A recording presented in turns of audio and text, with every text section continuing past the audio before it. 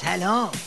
حالا دیگه وضعیت سیدعلی طوری شده که کوسه به جای 5 بوکس و مشت و لگد دنبشو میفرسته وسط، یعنی دومی میچرخونه و بوم میذاره تو آبگاه سیدعلی.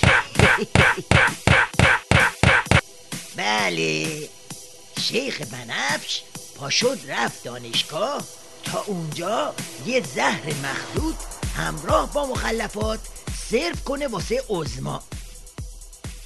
بعضیا خود دانشگاه و استاد و دانشجو رو مسئله میدونن، میخوان این مسئله رو حل بکنن، دانشگاه رو مسئله میدونن. انشالله که اینجور نیست، الان دیگه نداریم. بعضیا دانشگاه و دانشجو رو تهدید میدونن و نه فرصت. چی گفت؟ گفت بعضیا؟ منظورش از بعضیا کیه؟ منظورش اینه.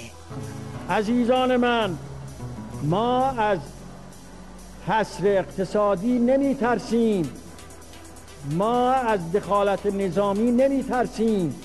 اون چیزی که ما را می ترساند وابستگی فرهنگی است. ما از دانشگاه استعماری می ترسیم، ما از دانشگاهی می ترسیم که جوانهای ما را اونطور تربیت کنند که خدمت غرب بکنند. ما از دانشگاهی میترسیم که اونطور جوانهای ما را تربیت کنند که خدمت به کمونیست کنند. اوه احتمالاً اگه الان امام خاک تو گور زنده بود با یه فیلیپینی میزد شیخ فری رو وسط جمالون دراز میگرد. خب دیگه چی؟ لگدت به قبر امامتو دیدی؟ حالا واسه سیدعلی هم چیزی تو چنته داری یا نه؟ یک عده شدن متولی، همه مردم شدن مشکوک، همه مورد تردید، همه مورد شک.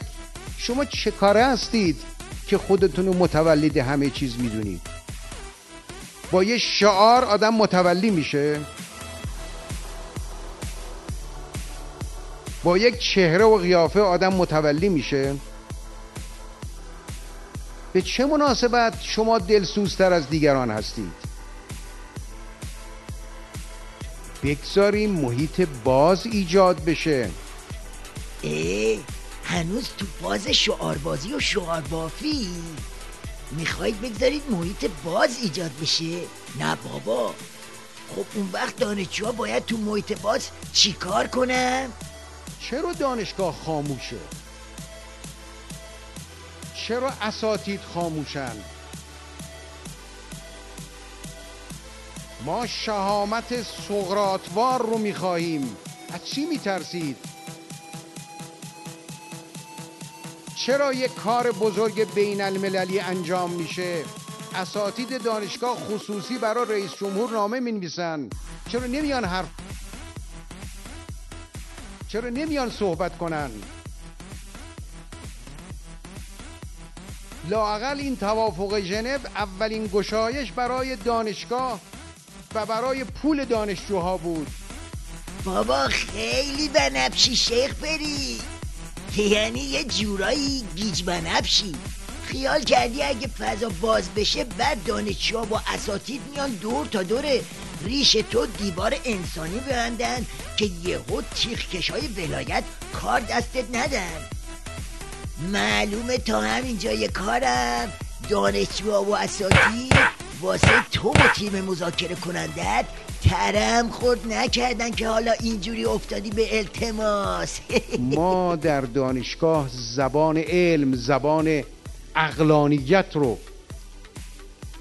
گسترش بدیم، در دانشگاه فضایی ایجاد کنیم. اون کرسی آزاداندیشی که مقام معظم رهبری بر اون تأکید کردن، چی شد اون کرسی؟ آزاداندیشی یعنی تضارب آراء آزاد. خوبه کوسه بازی در نیار که اصلا به ریختت نمیاد. بدبخت از یه طرف میخواد سوپاپ بازی را بندازه، از طرف دیگه جیگر نداره اسم آزادی رو بیاره. اما خیالی نیست، تو فضا رو باز کن، شکاف رو بازتر کن. دانشجوها خودشون میدونن چجوری امامه تو و کوسه و سیدعلی رو با هم بفرستن هوا.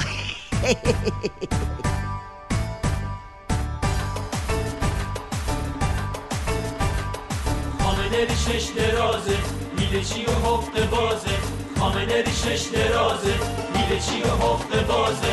شیخ دهن دریده، فتوکپی یزیده. یه عمری مفت چریده، خشم ما رو ندیده. خامنه ریشش درازه، میده چی و حق بازه.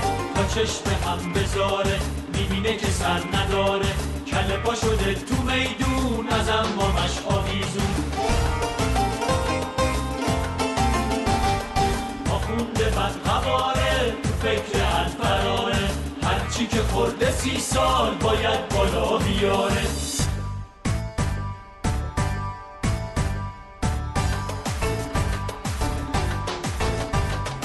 خامنه ریشش درازه، میده چی و حق بازه.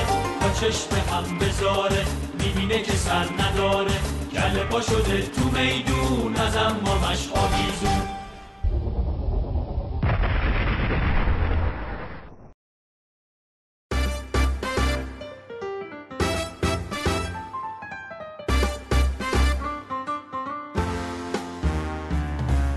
رهسای داغ و شفاف با آقای موشکار، با آقای موشکار.